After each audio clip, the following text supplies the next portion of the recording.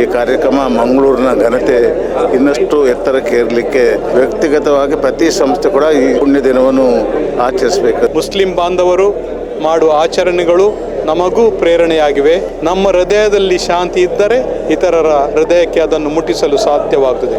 ಮನುಷ್ಯನ ಮನುಕುಲವನ್ನು ಗಟ್ಟಿಯಾಗಿರಿಸಲಿಕ್ಕೆ ಅಂತಹ ಜೀವನ ಧರ್ಮದ ಒಂದು ಪ್ರಧಾನ ಭೂಮಿಕೆ ಇಸ್ಲಾಂ ಧರ್ಮದ ಈ ಉಪವಾಸ ವ್ರತ. ಒಂದಾಗಿ ನಮಗೆ ಬದುಕಬಹುದು, ಒಂದಾಗಿ ನಮಗೆ ಸಾಗಬಹುದು ಅನ್ನೋದಕ್ಕೆ ಒಂದು ಉತ್ತಮ ಉದಾಹರಣೆಯನ್ನು ನಾವು ಇಲ್ಲಿಂದ ರವಾನೆ ಮಾಡ್ತಾ ಇದ್ದೀವಿ. ಪ್ರತಿಯೊಂದು ಗ್ರಾಮದಲ್ಲಿಯೂ ಪ್ರತಿಯೊಂದು ಪ್ರದೇಶದಲ್ಲಿಯೂ ನಮ್ಮ ಮನೆಯ ಒತ್ತಡದಲ್ಲಿಯೂ ಕೂಡ ಯಾವೊಂದು ರೀತಿಯ ಬಂಧುತ್ವದ ಸೌಹಾರ್ದದ ಕಾರ್ಯಕ್ರಮವನ್ನು ಈ ಮೂವರು ನಮಗೆ ತೋರಿಸಿಕೊಟ್ಟಿದ್ದಾರೆ.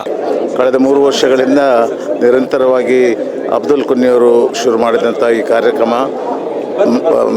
Next year KS Hegde medical ಅಕಾಡೆಮಿಯವರು ಫಾದರ್ ಮುಲ್ಲರ್ ಅಕಾಡೆಮಿಯವರು ಮುಂದುವರಿಸಿಕೊಂಡು ಬಂದಿದ್ದಾರೆ. ಈ ಕಾರ್ಯಕ್ರಮ ಮಂಗಳೂರಿನ ಘನತೆ ಇನ್ನಷ್ಟು ಎತ್ತರಕ್ಕೆ ಏರಲಿಕ್ಕೆ ವಿದ್ಯಾಸಂಸ್ಥೆಗಳು ಎಲ್ಲ ವ್ಯಕ್ತಿಗತವಾಗಿ ಪ್ರತಿ ಸಂಸ್ಥೆ ಕೂಡ ಈ ಪುಣ್ಯ ದಿನವನ್ನು ಆಚರಿಸಬೇಕಂತ ಬಯಕೆಯನ್ನು ನಾನು ಜನರಿಗೆ ಹೇಳಲು ಇಚ್ಛಿಸ್ತೇನೆ. ಎಲ್ಲ ಆತ್ಮೀಯರಿಗೆ ಮಂಗಳೂರು ವಿಶ್ವವಿದ್ಯಾಲಯದ ಪರವಾಗಿ ನಾನು ನಮಸ್ಕಾರಗಳನ್ನು ಹೇಳ್ತಾ ಇದ್ದೀನಿ. ಇಫ್ತಾರ್ ಕೂಟದಲ್ಲಿ ಭಾಗಿಯಾಗಿ ಎಲ್ಲ ಸ್ನೇಹಿತರನ್ನು ಭೇಟಿಯಾಗಿ ಪರಸ್ಪರ ಗೌರವವನ್ನು ಹಂಚಿಕೊಳ್ಳುವ ಒಂದು ಭಾಳ ದೊಡ್ಡ ಸಮಯ ಇದು, ಸಂದರ್ಭ ಇದು. ದೇವರು ಎಲ್ಲರಿಗೂ ಶಾಂತಿ ನೆಮ್ಮದಿಯನ್ನು ಕೊಡಲಿ ಅಂತ ಪ್ರಾರ್ಥನೆ ಮಾಡ್ಕೊಳ್ತೀನಿ. ನಮ್ಮ ಊರಿಗಿರುವ ಎಲ್ಲ ಕಳಂಕಗಳು ಈ ಇಫ್ತಾರ್ ಮುಖಾಂತರ, ಈ ಸೌಹಾರ್ದ ಸಭೆಯ ಮುಖಾಂತರ ಪರಿಹಾರ ಆಗಲಿ ಅಂತ ನಾನು ದೇವರಲ್ಲಿ ಪ್ರಾರ್ಥನೆ ಮಾಡ್ಕೊಳ್ತೇನೆ. ಈ ಸುಸಂದರ್ಭದಲ್ಲಿ ಪ್ರತ್ಯೇಕವಾಗಿ ಅವರ ಉಪವಾಸವನ್ನು ಬಿಟ್ಟು ಊಟ ಮಾಡುವಾಗ ಇತರರೊಡನೆ ತಮ್ಮ ಜೀವನವನ್ನು ಹಂಚಿಕೊಳ್ಳುವ ಈ ಉತ್ತಮ ರೂಢಿಯನ್ನು ಅಳವಡಿಸಿಕೊಂಡಿದ್ದಾರೆ. ಇಂಥ ಸಂಭ್ರಮದಲ್ಲಿ ಕ್ರೈಸ್ತರು, ಹಿಂದೂಗಳು, ಮುಸ್ಲಿಮರು ಹಾಗೂ ಇತರ ಧರ್ಮದವರು ಒಟ್ಟುಗೂಡಿ ಊಟ ಮಾಡುವಾಗ ನಾವು ನಿಜವಾಗಿಯೂ ಮನುಷ್ಯ ಜೀವದಲ್ಲಿ ಭಾಗಿಗಳಾಗ್ತೇವೆ. We share life of one another.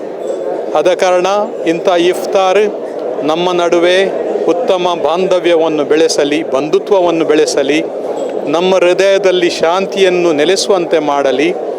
ಇತರ ಧರ್ಮದವರು ನಮ್ಮೊಟ್ಟಿಗೆ ಇದ್ದು ಒಟ್ಟಿಗೆ ಊಟ ಮಾಡುವಾಗ, ಪ್ರಾರ್ಥನೆ ಮಾಡುವಾಗ, ಒಬ್ಬರಿಗೊಬ್ಬರಿಗೆ ಶಾಂತಿಯನ್ನು ಕೊಡುವಾಗ, ಮುಗುಳ್ನಗೆಯನ್ನು ಕೊಡುವಾಗ ಅಲ್ಲಿ ಶಾಂತಿ ಸ್ಥಾಪನೆ ಆಗ್ತದೆ. ನಮ್ಮ ಹೃದಯದಲ್ಲಿ ಶಾಂತಿ ಇದ್ದರೆ ಇತರರ ಹೃದಯಕ್ಕೆ ಅದನ್ನು ಮುಟ್ಟಿಸಲು ಸಾಧ್ಯವಾಗುತ್ತದೆ. ಇಫ್ತಾರ್ ಇಂಥ ಉತ್ತಮ ಒಂದು ಸುಸಂದರ್ಭವಾಗಿದೆ. ಮುಸ್ಲಿಂ ಬಾಂಧವರು ಮಾಡುವ ಆಚರಣೆಗಳು ನಮಗೂ ಪ್ರೇರಣೆಯಾಗಿವೆ. ಶಿಸ್ತುಬದ್ಧ ಜೀವನವನ್ನು ನಡೆಸಲು ಮತ್ತು ಪರಿಶ್ರಮ ಮಾಡಲು ಹಾಗೆಯೂ ಪ್ರಾರ್ಥನೆ ಮಾಡುತ್ತಾ ಪರಿಶ್ರಮ ಮಾಡಲು ಅವರು ನಮಗೆ ಒಂದು ಮಾದರಿಯನ್ನು ತೋರಿಸಿಕೊಟ್ಟಿದ್ದಾರೆ. ಅವರಿಗೆ ನನ್ನ ವಂದನೆಗಳು. ನಮ್ಮದು ತುಳುನಾಡು, ಐಕ್ಯ ಒಂದೇ ಮಂತ್ರ, ಐಕ್ಯದಿಂದಲೇ ಸ್ವತಂತ್ರ, ಐಕ್ಯಗಾನದ ರಾಷ್ಟ್ರ ತೇಲುತ್ತಿರಿ ಸಂದೇಶ ನೀಡಿದಂಥ ಪವಿತ್ರ ನಾಡು. ಇಲ್ಲಿಯ ಇನ್ನೊಂದು ಉದ್ಘೋಷ ಆಕಾಶಾತ್ ಪತಿತ ತ್ವಯಂ ಯಥಾಗತ್ಯ ಸಾಗರಂ ಸರ್ವದೇವ ನಮಸ್ಕಾರ ಕೇಶಂ.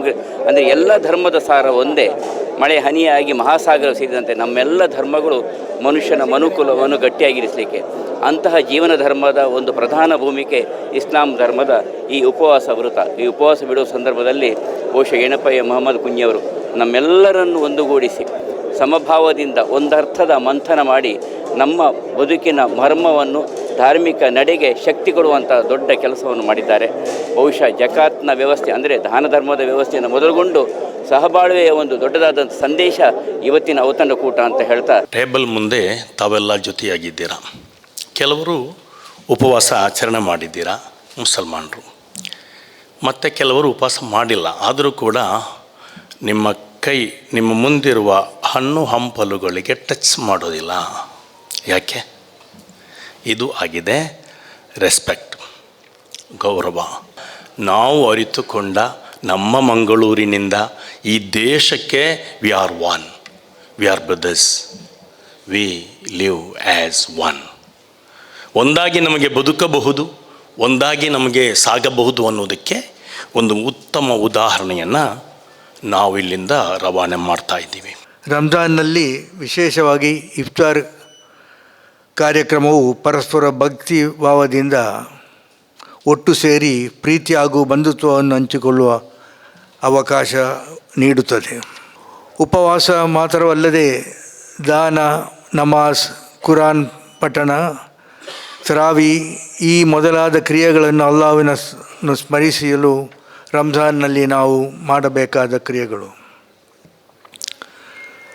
ಪ್ರಭಾತದ ಮುಂಚೆ ಕುಟುಂಬ ಸದಸ್ಯರೊಂದಿಗೆ ಸವಿಸುವ ಆಹಾರ ವೇಳೆ ಸಹರಿ ಮತ್ತು ಸೂರ್ಯಾಸ್ತಮದ ವೇಳೆ ಉಪವಾಸ ಮುರಿಯಲು ಸೇವಿಸುವ ಆಹಾರ ಸಮಯ ಇಫ್ತಾರ್.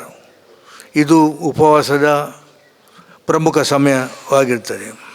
ಬಹುಶಃ ಇವತ್ತು ಪವಿತ್ರವಾದ ತಿಂಗಳ ಇಫ್ತಾರ್ ಕೂಟವನ್ನು ಎಲ್ಲ ಜಾತಿ ಮತ್ತು ಎಲ್ಲ ವರ್ಗದವರು ಜೊತೆ ಕೂತ್ಕೊಂಡು ಆಚರಿಸಿ ಬಹುಶಃ ಪರಸ್ಪರ ನಾವು ಸಂಸ್ಕೃತಿಯನ್ನು ಅರ್ಥ ಮಾಡಿಕೊಂಡು ಅದನ್ನು ಹಂಚಿಕೊಂಡು ಒಂದು ಸಮಾಜದಲ್ಲಿ ಸಂಬಂಧ ಕಲ್ಪಿಸುವಂಥ ದೊಡ್ಡ ಮಟ್ಟದ ಒಂದು ನೇತೃತ್ವ ಕಾರ್ಯಕ್ರಮವನ್ನು ಬಹುಶಃ ಈ ಮೂವರಿಗೂ ನಮಗೆ ತೋರಿಸಿ ಕೊಟ್ಟಿದ್ದಾರೆ ಅಂತ ಹೇಳಲಿಕ್ಕೆ ನಾನು ಇವತ್ತು ಬಯಸ್ತೇನೆ. ತಾವೆಲ್ಲರಿಗೂ ಇವತ್ತು ಬಂದಿದ್ದೀರಿ. ಇಲ್ಲಿ ಬಂದಂಥ ಪ್ರತಿಯೊಬ್ಬರಿಗೂ ಕೂಡ ನಮ್ಮದೇ ಜವಾಬ್ದಾರಿ ಇದೆ ಅಂತ ಹೇಳಲಿಕ್ಕೆ ನಾನು ಇವತ್ತು ಬಯಸ್ತೇನೆ. ಆ ಜವಾಬ್ದಾರಿ ಏನಂತ ಹೇಳಿದರೆ, ಈ ಕಾರ್ಯಕ್ರಮದಲ್ಲಿ ಬಹುಶಃ ಒಂದು ಕೂತ್ಕೊಂಡು ನಾವು ಸೌಹಾರ್ದ ಭಾಗವಹಿಸಿ ನಾವು ಸಹಕಾರ ಕೊಡೋದು ಮಾತ್ರ ಅಲ್ಲ, ಪ್ರತಿಯೊಂದು ಗ್ರಾಮದಲ್ಲಿಯೂ ಪ್ರತಿಯೊಂದು ಪ್ರದೇಶದಲ್ಲಿಯೂ ನಮ್ಮ ಮನೆಯ ಒತ್ತಡದಲ್ಲಿಯೂ ಕೂಡ ಯಾವೊಂದು ರೀತಿಯ ಬಂಧುತ್ವದ ಸೌಹಾರ್ದದ ಕಾರ್ಯಕ್ರಮವನ್ನು ಈ ಮೂವರು ನಮಗೆ ತೋರಿಸಿಕೊಟ್ಟಿದ್ದಾರಾ, ಅವರ ರಾಯಭಾರಿಯಾಗಿ ಅವರ ಅಂಬಾಸಿಡರ್ ಆಗಿ ಈ ಒಂದು ಸಂಸ್ಕೃತಿ ಪರಂಪರೆಯನ್ನು ನಮ್ಮ ಗ್ರಾಮದಲ್ಲಿ, ನಮ್ಮ ಮನೆಯಲ್ಲಿ, ನಮ್ಮ ಊರಲ್ಲಿ ಅದನ್ನು ಮುಂತೆಗೊಳ್ಳುವಂಥ ನೇತೃತ್ವ ಮತ್ತು ಅದರ ಜವಾಬ್ದಾರಿಯನ್ನು ನಾವೆಲ್ಲರೂ ಕೂಡ ವಹಿಸ್ಕೊಳ್ಬೇಕಂತ ಹೇಳಲಿಕ್ಕೆ ನಾನು ಇವತ್ತು ಬಯಸುವಂಥದ್ದು. ಇಂತಹ ಹಲವು ಸುದ್ದಿ ಮಾಹಿತಿ ವಿಶ್ಲೇಷಣೆಗಾಗಿ ಸನ್ಮಾರ್ಗ ನ್ಯೂಸ್ ಸಬ್ಸ್ಕ್ರೈಬ್ ಮಾಡಿ. ನಿರಂತರ ನೋಟಿಫಿಕೇಶನ್ ಪಡೆಯಲು ಬೆಲ್ ಐಕಾನ್ ಒತ್ತಲು ಮರೆಯದಿರಿ.